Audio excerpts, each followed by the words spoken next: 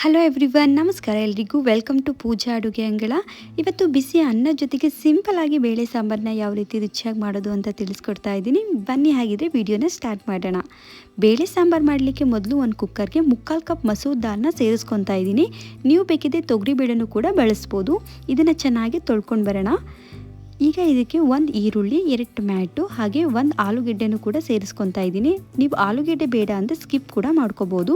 ಇದಕ್ಕೇ ಸ್ವಲ್ಪ ಕೊತ್ತಂಬರಿ ಸೊಪ್ಪು, 4 ಹಸಿಮೆಣಸಿನಕಾಯಿ, 1/4 ಟೀ ಸ್ಪೂನ್ ಅರಿಶಿಣ, ರುಚಿಗೆ ತಕ್ಕಷ್ಟು ಉಪ್ಪು, 1 ಟೀ ಸ್ಪೂನ್ ಎಣ್ಣೆನ ಸೇರಿಸ್ಕೊಂಡು ಬೇಳೆ ತರಕಾರಿಗಳೆಲ್ಲ ಮುಳುಗುವಷ್ಟು ನೀರನ್ನ ಸೇರಿಸ್ಕೊತಾ ಇದ್ದೀನಿ. ಇದನ್ನು ಚೆನ್ನಾಗಿ ಮಿಕ್ಸ್ ಮಾಡಿ ಲಿಡ್ನ ಕ್ಲೋಸ್ ಮಾಡಿ 3 ವಿಷಲ್ ಕೂಗಿಸ್ಕೊಡೋಣ.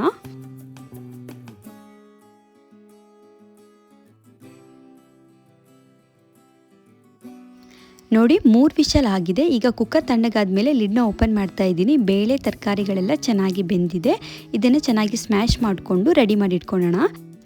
ಈಗ ಒಗ್ಗರಣೆಗೆ ಒಂದು ಪ್ಯಾನ್ನ ಬಿಸಿ ಮಾಡೋಕ್ಕೆ ಇಟ್ಕೊಂಡು ಅದಕ್ಕೆ 2 ಟೇಬಲ್ ಸ್ಪೂನ್ ಎಣ್ಣೆನ ಹಾಕ್ಕೊತಾ ಇದ್ದೀನಿ.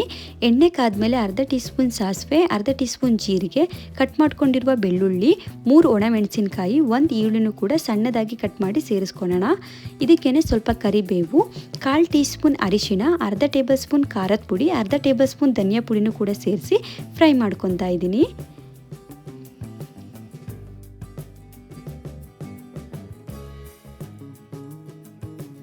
ಇದು ಚೆನ್ನಾಗಿ ಫ್ರೈ ಆದಮೇಲೆ ಈಗ ಬೇಯಿಸಿಟ್ಕೊಂಡಿರೋ ಬೇಳೆನೂ ಕೂಡ ಸೇರಿಸ್ಕೊಂಡು ಕುದಿಸ್ಕೊಳ್ಳೋಣ.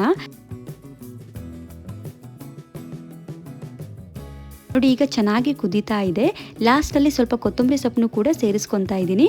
ಸೂಪರ್ ಆಗಿ ಬೇಳೆ ಸಾಂಬಾರು ರೆಡಿ ಆಗಿದೆ. ಈ ವಿಡಿಯೋ ನಿಮಗೆ ಇಷ್ಟ ಆದರೆ ಪ್ಲೀಸ್ ಲೈಕ್ ಮಾಡಿ, ಶೇರ್ ಮಾಡಿ ಹಾಗೆ ಸಬ್ಸ್ಕ್ರೈಬ್ ಮಾಡಿ. Thank you.